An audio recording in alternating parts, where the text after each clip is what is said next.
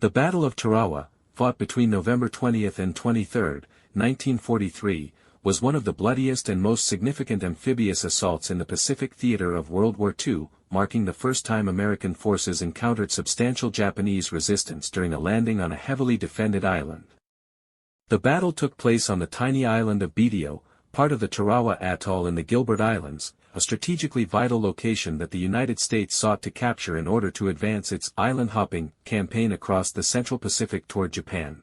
Betio itself was less than 3 miles long and only a few hundred yards wide, yet it was fiercely defended by a garrison of approximately 4,800 Japanese troops, mostly from the elite Special Naval Landing Forces, along with over 1,000 Korean laborers. Anticipating an attack, the Japanese had spent over a year fortifying the island with an extensive network of pillboxes, machine gun nests, anti-aircraft guns, coastal artillery, and reinforced bunkers made of coconut logs and concrete, all protected by barbed wire, landmines, and an outer coral reef that presented a significant obstacle to any amphibious assault.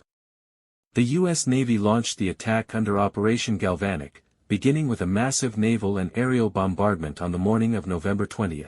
Over several hours, battleships, cruisers, and aircraft bombed and shelled the island, hoping to destroy the Japanese defenses before the Marines landed. However, many of the fortifications withstood the bombardment due to their robust construction and the defenders' discipline in remaining hidden during the barrage. As the first wave of Marines from the 2nd Marine Division approached the beaches in amphibious tractors, LVTs, and Higgins boats, they encountered immediate problems. The tides were lower than expected, and many of the landing craft became stuck on the coral reefs hundreds of yards from shore, forcing Marines to disembark and wade ashore through chest-deep water while exposed to intense enemy fire. Japanese machine gunners, mortarmen, and artillery units unleashed a torrent of fire on the vulnerable attackers, inflicting appalling casualties. Entire units were cut down before they could reach dry land, and confusion reigned across the beaches as communication broke down, landing schedules were thrown into chaos, and many Marines were left leaderless under fire. Despite the carnage, small groups of Marines managed to establish precarious footholds on the island's narrow beaches by the end of the first day. Fighting was ferocious, with hand-to-hand combat occurring frequently in the confined terrain of trenches, craters, and bunkers. The Japanese defenders, determined to hold their ground at all costs, launched numerous banzai charges and made skillful use of interlocking fields of fire to halt American advances. On the second day, U.S. forces began to bring heavier equipment ashore, including tanks and flamethrowers, which proved essential in rooting out the defenders from their bunkers.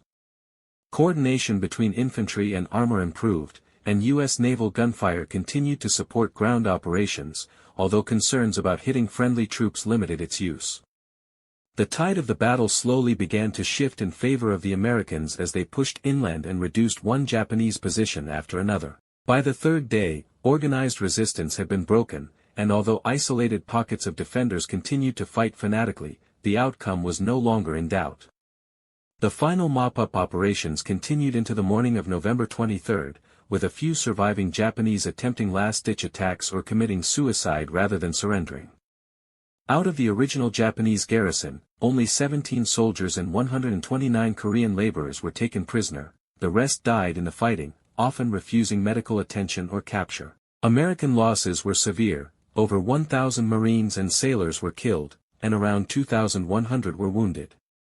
The high casualty rate, especially in such a short and confined battle, shocked the American public and led to widespread media coverage, including controversial combat footage shown in U.S. theaters. Yet the battle also served as a sobering lesson in amphibious warfare. It revealed the limitations of pre-invasion bombardments, the need for better intelligence on tides and reefs, and the critical importance of amphibious vehicles capable of crossing obstacles. Innovations learned at Tarawa would be applied in later battles such as Saipan, Peleliu, and Iwo Jima. Though the island itself was tiny, the Battle of Tarawa proved to be a turning point in the Pacific War, a brutal but necessary step in the slow, grinding advance toward the Japanese home islands.